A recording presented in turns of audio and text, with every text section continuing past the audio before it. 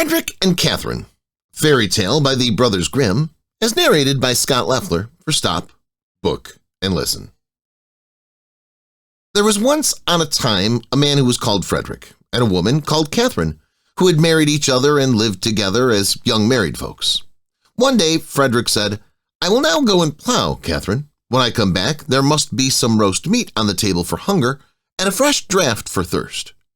"Just go, Frederick," answered Kate. "Just go, I will have all ready for you." Therefore, when dinner time drew near, she got a sausage out of the chimney, put it in the frying pan, put some butter to it, and set it on the fire. The sausage began to fry and to hiss. Catherine stood beside it and held the handle of the pan and had her own thoughts as she was doing it. Then it occurred to her, "While the sausage is getting done, thou couldst go in the cellar and draw beer." So she set the frying pan safely on the fire, took a can and went down into the cellar to draw beer. The beer ran into the can and Kate watched it, and then she thought, "Oh dear, the dog upstairs is not fastened up. It might get the sausage out of the pan." Well thought of. And in a tice she was up the cellar steps again. But the Spitz had the sausage in its mouth already and trailed it away on the ground. But Catherine, who was not idle, set out after it and chased it a long way into the field. The dog, however, was swifter than Catherine and did not let the sausage journey easily, but skipped over the furrows with it.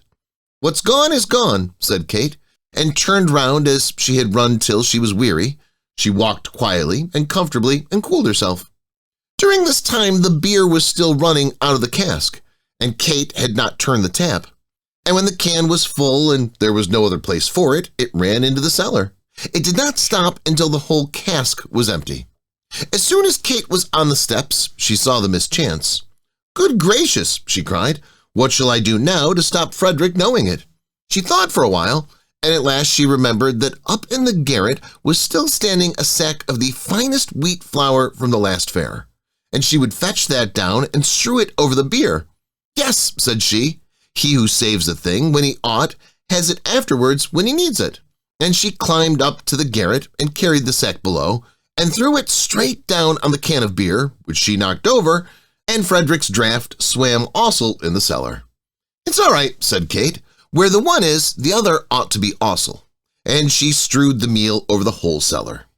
When it was done, she was heartily delighted with her work and said, "How clean and wholesome it does look here." At midday home came Frederick. "Now, wife, what have you ready for me?" "Ah, Freddie," she answered, "I was frying a sausage for you, but whilst I was drawing the beer to drink with it, the dog took it away out of the pan, and whilst I was running after the dog, all the beer ran out, and whilst I was drying up the beer with the flour, I knocked over the can as well. But be easy, the cellar is quite dry again." Said Frederick, Kate, you should not have done that, to let the sausage be carried off and the beer run out of the cask and throw all of our flour into the bargain." "Indeed, Frederick, I did not know that. You should have told me." The man thought, "If my wife is like this, I must look after things more." Now he had got together a good number of thalers, which he changed into gold, and said to Catherine, "Look, these are counters for playing games.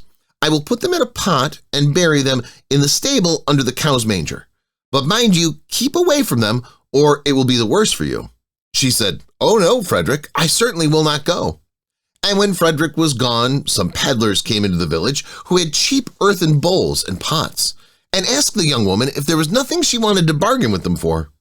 "Oh, dear people," said Catherine, "I have no money and can buy nothing. But if you have any use for yellow counters, I will buy of you." "Yellow counters? Why not? But just let us see them." "Then go into the stable and dig under the cow's manger. You'll find the yellow counters. I'm not allowed to go there." The rogues went thither, dug and found pure gold. Then they laid hold of it, ran away, and left their pots and bowls behind in the house. Catherine thought she must use her new things, and as she had no lack in the kitchen already without these, she knocked the bottom out of every pot and set them all as ornaments on the paling which went round the house. When Frederick came and saw the new decorations, he said, "Catherine, what have you been about?" "I bought them, Frederick, for the counters which were under the cow's manger. I did not go there myself. The peddlers had to dig them out for themselves." "Ah, wife," said Frederick, "what have you done? Those were not counters, but pure gold, and all our wealth. You should not have done that." "Indeed, Frederick," said she, "I did not know that. You should have forewarned me." Catherine stood for a while and bethought herself. Then she said, "Listen, Frederick, we will soon get the gold back again. We will run after the thieves." "Come then," said Frederick, "we will try it, but take with you some butter and cheese that we may have something to eat on our way." "Yes, Frederick, I will take them." They set out, and as Frederick was the better walker, Catherine followed him. "It is to my advantage," thought she. "When we turn back, I shall be a little way in advance." Then she came to a hill where there were deep ruts on both sides of the road. "There one can see," said Catherine, "how they have torn and skinned and galled the poor earth. It will never be whole again as long as it lives." And in her heart's compassion, she took her butter and smeared the ruts right and left, that they might not be so hurt by the wheels. And as she was thus bending down in her charity, one of the cheeses rolled out of her pocket down the hill.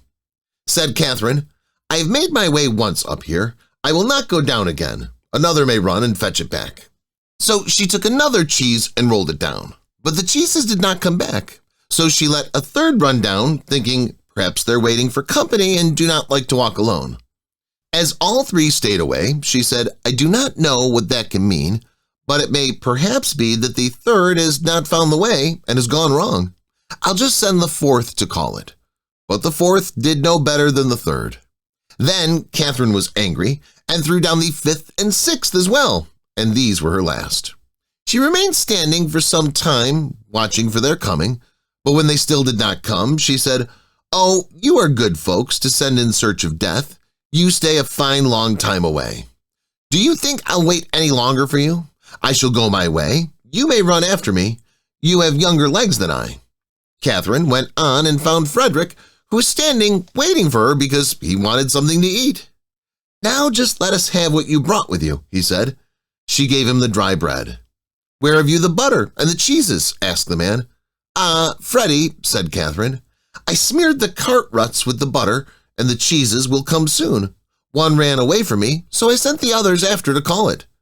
Said Frederick, "You should not have done that, Catherine. Smear the butter on the road and let the cheeses run down the hill." "Really, Frederick, you should have told me that." Then they ate the dry bread together, and Frederick said, "Catherine, did you make the house safe when you came away?" "No, Frederick, you should have told me to do it before." "Then go home again and make the house safe before we go any further, and bring with you something else to eat. I'll wait here for you." Catherine went back and thought, "Frederick wants something more to eat. He does not like butter and cheese, so I will take with me a handkerchief full of dried pears and a pitcher of vinegar for him to drink." Then she bolted the upper half of the door fast, but unhinged the lower door and took it on her back, believing that when she had placed the door in security, the house must be well taken care of. Catherine took her time on the way and thought, "Frederick will rest himself so much longer." Then she had once more got up. She said, "Here is the house door for you, Frederick, and now you can take care of the house yourself." "Oh, heavens," said he, "what a wise wife I have. She takes the under door off the hinges that everything may run in and bolts the upper one. It's now too late to go back home again, but since you've brought the door here, you shall just carry it farther. I will carry the door, Frederick, but the dried pears and the vinegar jug will be too heavy for me. I will hang them on the door, it may carry them." And now they went into the forest and sought the rogues, but did not find them. At length, as it grew dark, they climbed into a tree and resolved to spend the night there. Scarcely, however, had they sat down at the top of it than the rascals came thither, who carry away with them what does not want to go, and find things before they're lost. They sat down under the very tree in which Frederick and Catherine were sitting, lighted a fire, and were about to share their booty. Frederick got down on the other side and collected some stones together. Then he climbed up again with them and wished to throw them at the thieves and kill them. The stones, however, did not hit them, and the knaves cried, "It will soon be morning. The wind is shaking down the fir apples."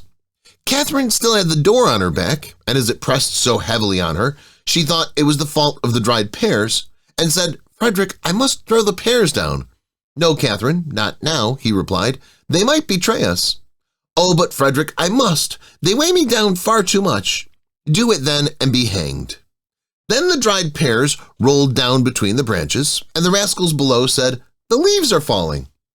A short time afterwards, as the door was still heavy, Catherine said, "Ah, Frederick, I must pour out the vinegar."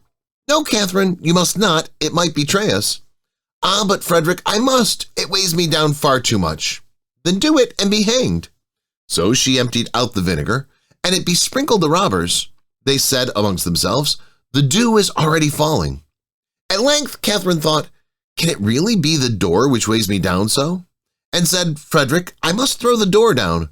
"No, not now, Catherine. It might discover us." "Oh, but Frederick, I must. It weighs me down far too much." "Oh no, Catherine, do hold it fast." "Ah, Frederick, I'm letting it fall." "Let it go then, in the devil's name." Then it fell down with a violent clatter, and the rascals below cried, "The devil is coming down the tree," and they ran away and left everything behind them. Early next morning, when the two came down, they found all their gold again and carried it home. When they were once more at home, Frederick said, "And now, Catherine, you too must be industrious and work." "Yes, Frederick, I will soon do that. I will go into the field and cut corn." When Catherine got into the field, she said to herself, "Shall I eat before I cut? Or shall I sleep before I cut? Oh, I will eat first." Then Catherine ate, and eating made her sleepy, and she began to cut, and half in a dream cut all her clothes to pieces, her apron, her gown, and her shift. When Catherine awoke again after a long sleep, she was standing there, half naked, and said to herself, "Is it I or is it not? Alas, it is not I." In the meantime night came, and Catherine ran into the village, knocked at her husband's window, and cried, "Frederick, what's the matter? I should very much like to know if Catherine is in." "Yes, yes," replied Frederick, "she must be in and asleep." She said, "'Tis well then, I am certainly at home already," and ran away. Outside, Catherine found some vagabonds who were going to steal. Then she went to them and said, "I will help you steal." The rascals thought that she knew the situation of the place and were willing. Catherine went in front of the houses and cried, "Good folks, have you anything? We want to steal." The thieves thought to themselves, "That's a fine way of doing things," and wished themselves once more rid of Catherine. Then they said to her, "Outside the village, the pastor has some turnips in the field. Go there and pull up some turnips for us." Catherine went to the ground and began to pull them up, but was so idle that she did not gather them together. Then a man came by, saw her, and stood still, and thought that it was the devil who was thus rooting amongst the turnips. He ran away into the village to the pastor and said, "Mr. Pastor, the devil is in your turnip ground, rooting up turnips." "Ah, heavens," answered the pastor, "I have a lame foot. I cannot go out and drive him away." Said the man, "I will carry you on my back." And he carried him out on his back.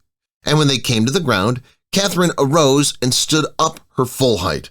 "Ah, the devil!" cried the pastor, and both hurried away.